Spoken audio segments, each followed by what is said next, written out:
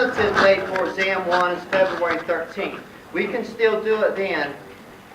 I'm going to give you the option of having it February 8th instead, which is Friday, next Friday, instead of next Wednesday.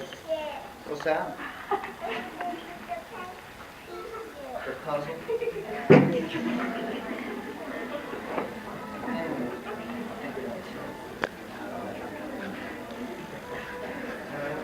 And so you could postpone the exam, or you could take it earlier, and if we take it earlier, that just means there's going to be less material on the exam. It depends on if you feel like we've done a lot of stuff or not. And what we would do is, if we had it next Friday for next week, during the material on the exam would end by what we did today. We'd use the labs to kind of I'll give you some practice tests or something like that. But we'll vote on it. We'll do a majority rule. I'm not sure.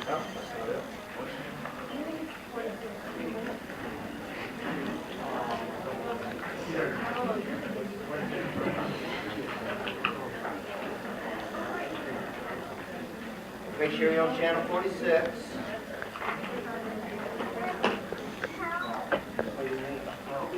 You can't do that. That's too hard. You want the other game. So it was scheduled for February 13th, which is not this Wednesday, but the next. We can have it February 8th instead, covering up everything, including the money section. And polling's open, so go ahead and vote now. The yes means change it to February 8th. So if you want to change it from February 13th to February 8th, say yes or no.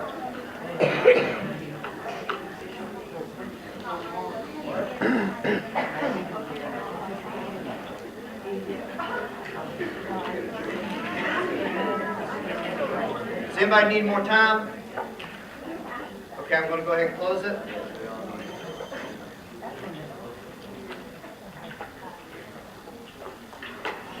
Okay, a majority wanted to change it. So the exam will be February 8th, next Friday.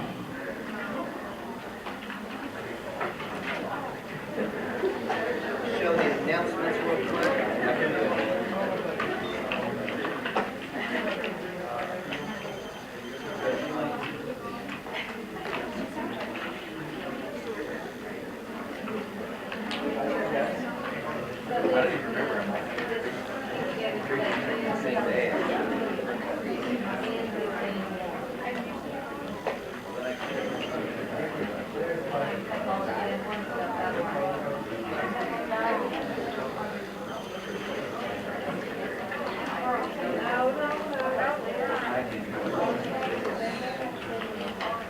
The announcements that we have today is that we did the poll, so we are going to change it to February 8th.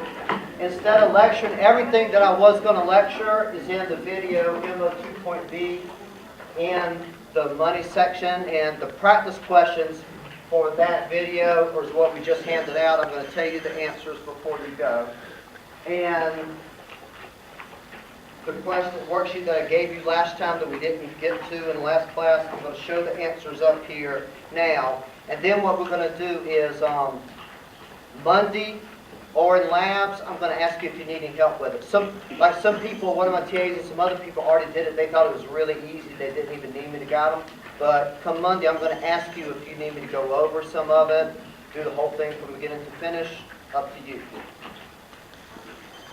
There are two homeworks. There's homework 5 in D2L and homework 6. I realized that D2L wasn't telling you how many attempts you would have to take the homework, and it didn't tell you whether it was going to tell you the questions you got wrong or not. I was putting the information. I didn't realize there was this option where I needed to say show them this. So now when you go to do these homeworks, the introduction, it tells you you're given these many attempts to take it, and like for homework 5, it doesn't tell you the question you got wrong, but homework 6, it does. Homework 6 is one question. It's just a picture of the different currencies and a description, and you just have to match it. Even though it's one question, there is partial credit.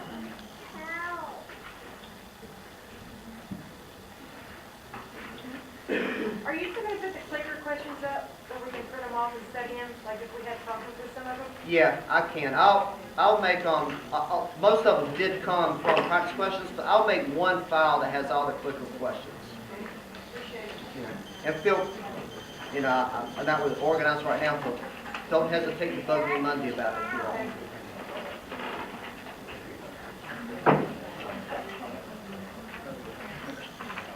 Oh, and know that from now on, I'm going to have a permanent link up here with the attendance records for you to go, look up your clicker ID, your name, and see if it's recording you or not. Let me know if you're coming and isn't recording.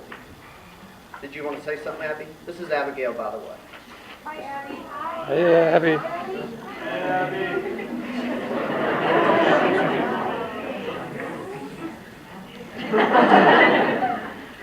Okay.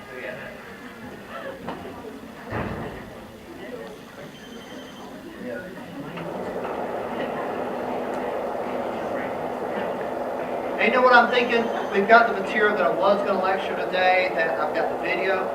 That will be the end of the material that's going to be on the test. So all of next week will be devoted to reviewing what we need to review, helping you, things like that. And when I make promises like that, if I do introduce something new, it's always the kind of thing where I say, this is going to be on the exam and this is the answer.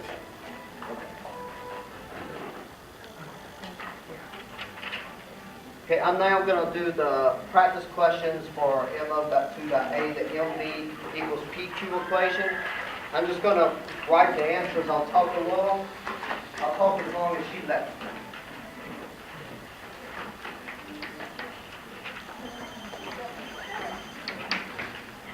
I'm going to say one thing about this equation, then go straight to the answers.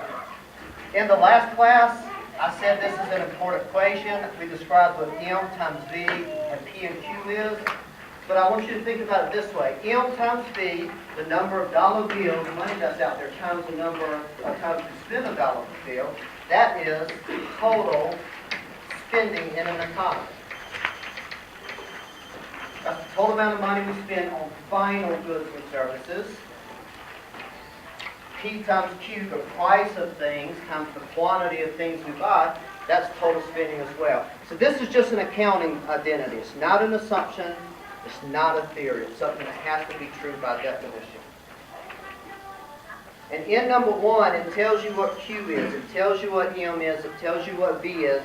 So it says, based on all that, what is P? And unless I tell you otherwise, you should have enough room in your notes to like this. Well, if you know everything except P, then you just solve for P. And price equals the total spending on all goods divided by the number of goods we buy. That's the price of goods.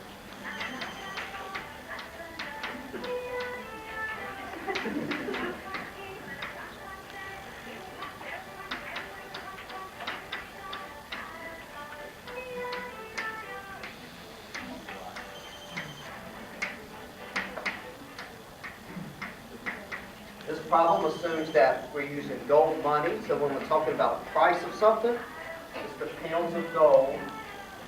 It's about that basket of stuff.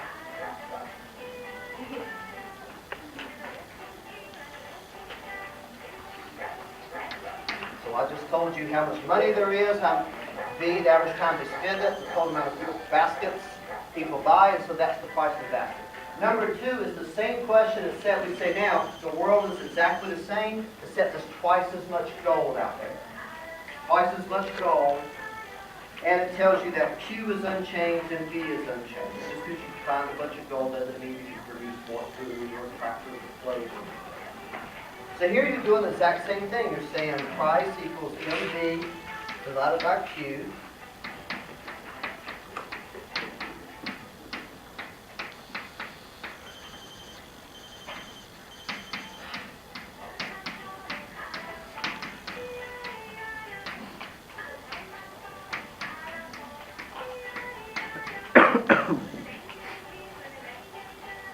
So we find that when the amount of money doubles, prices double.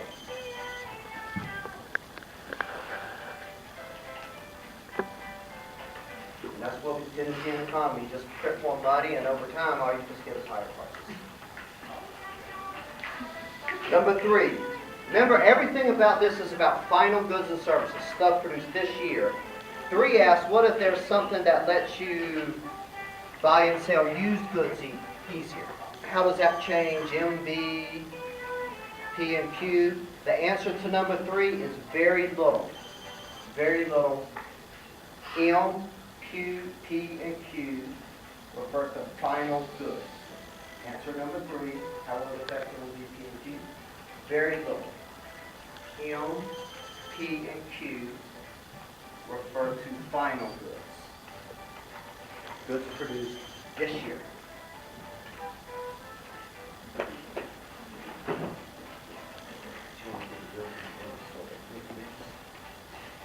You want me to hold you?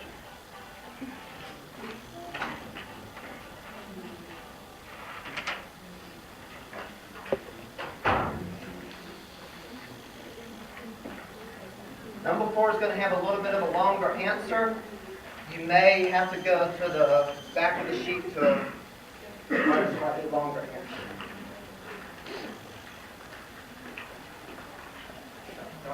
Yes? Was it MT or MV? That was able final goods. Everything about the, like V is the number of times you spend money on final goods. P is the price of final goods. Q is the quantity of final goods you get. Does that answer your question? Whoever you are. Does that? Yeah. All of it. Yeah, right. Oh, yeah. So all of them affects it very little. Not saying nothing, but basically nothing. Very little. I'll work for it. Number 4 has to do with recession. And what happens in a recession? It says, starting back at question 1, suppose we lack confidence in the economy. Something happens and we think hard times are ahead. The amount of gold doesn't change, just like the number of dollar bills wouldn't change. But now, instead of spending so much, we try to save some for a rainy day. Put some under the mattress, bury gold in the backyard, and just keep it in your wallet more. And so consequently, V, the number of times we spend $1 on final goods each year, falls from 10 to Q. How might this affect the economy?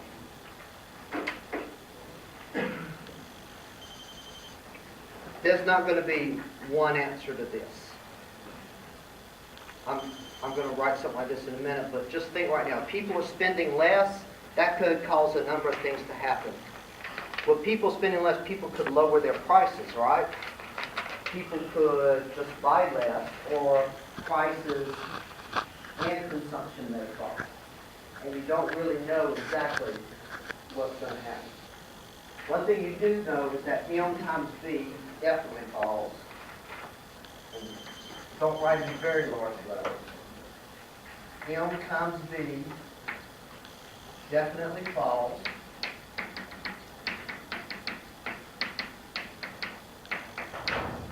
Because Ben Bernanke or the amount of gold fixes M. I'll tell you how V falls from.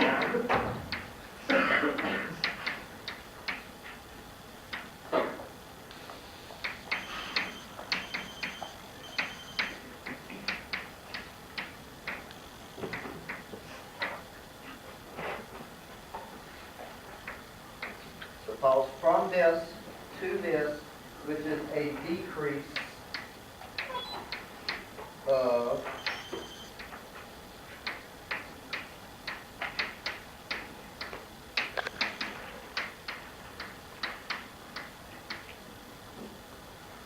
we know the amount of spending is going to fall by $100,000.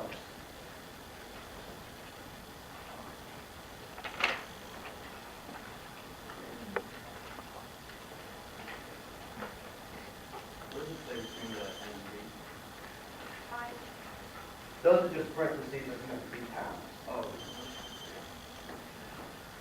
So that's just M times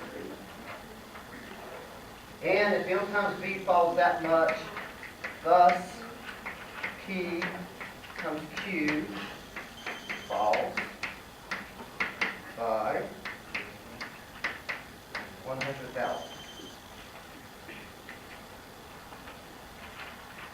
Doesn't necessarily mean you're gonna have a recession, because if businesses drop their prices a lot, you may be able to buy the same amount of goods and services, and in the long run, that is what will happen.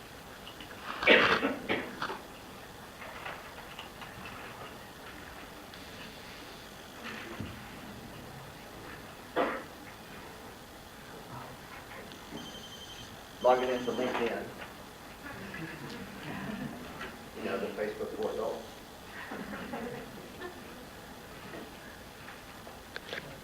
First, let's say, suppose quantity doesn't change. What we're thinking about, what happens in the economy if businesses recognize the recession, drop prices so much that even though we're spending less money, we can buy the same amount of goods and services. Just a thought experiment. If Q doesn't change, and that's delta, I'm using the symbol for change. I think y'all see that. If quantity doesn't change, then it must be that the change in price times the original quantity. If MB falls by $100,000, then the change in price times the original quantity, it doesn't change, must equal negative $1,000. So change in price equals, okay. You're thinking about that.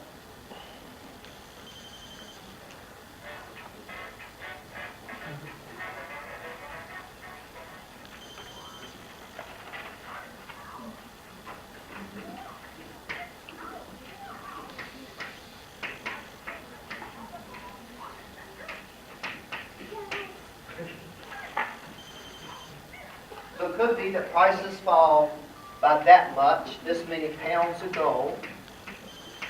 And if that happens, you don't have a recession. People are able to buy the same amount of goods and services. And over a long period of time, that is what we expect out of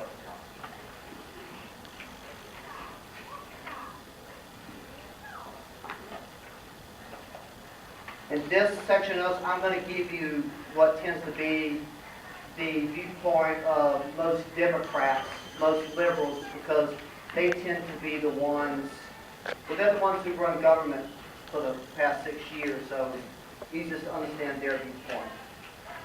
What they tend to say is, well, in short periods of time, people don't change prices very much. And they like to keep prices the same, so they call them sticky prices. So now we say, and this is the last part of this answer, if price doesn't change, what happens? If price doesn't change, then original price times the change in quantity must equal negative $1,000. And when the Obama administration were trying to come up with how large that stimulus should be, they passed a stimulus of almost $1 trillion. The Bush administration did a stimulus too. When they're trying to see how big that stimulus should be, they're making a calculus like this. They're saying, we don't think prices are going to change much. All lacking confidence is going to be born in the quantity. Now, are you referring to question number 4 or the question? This is still question number 4, but it is going to answer question number 5. Okay.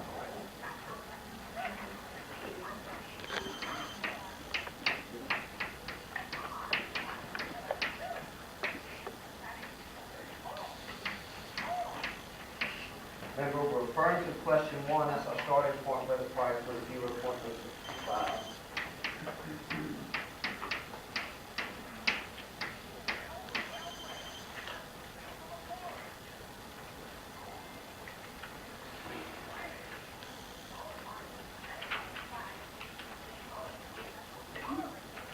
So that'd be the decrease in the number of baskets we consume of goods.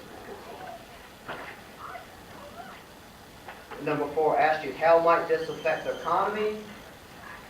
Maybe P and Q fall, or we have 2 other answers here. Of course, on the test, I would say something like assume prices don't change. This is a question that has many answers, so you're more likely to see something like number 5, which we really already answered. Number 5 says, regarding question 4, suppose you are a Keynesian, meaning you follow the teachings of British economist John Maynard Keynes. By the way, when people were calling Obama Keynesian, some people thought that meant they were saying he was from Kenya. I mean, I'm serious. It was funny. There was a big mix-up like that. And you're probably a Democrat. And you believe that when beef falls from 10 to 8, prices are sticky and will not change. How might this loss of confidence affect the economy? You've already answered that.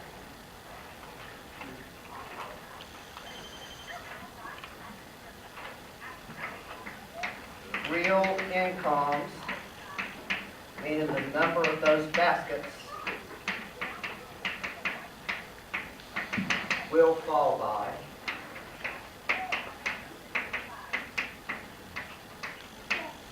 1.6 million.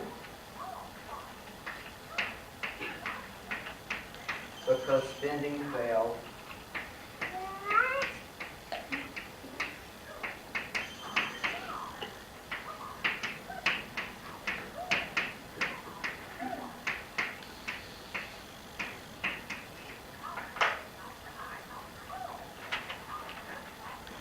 Does that make sense? And basically what Democrats, liberals, Keynesians will do when they say, well, spending went down $100,000, so government should just spend $100,000.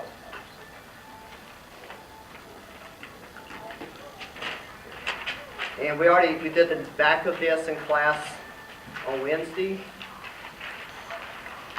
Now for the sheet we handed out today. Did anybody not get the sheet today?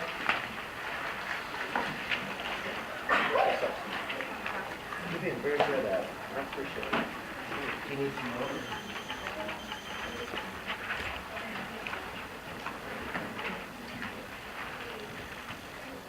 I'm just going to tell you the answer, the description is in that video.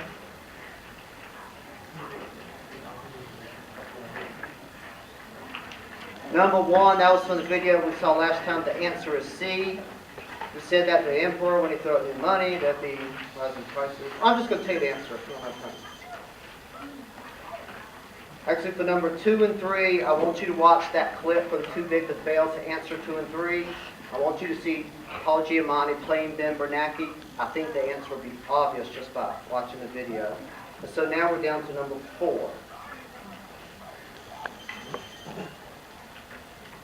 The answer to number 4 is A. Answer to number 4 is A.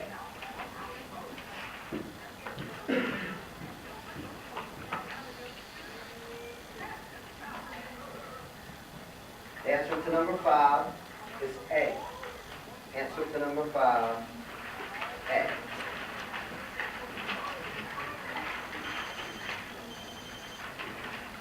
Number 6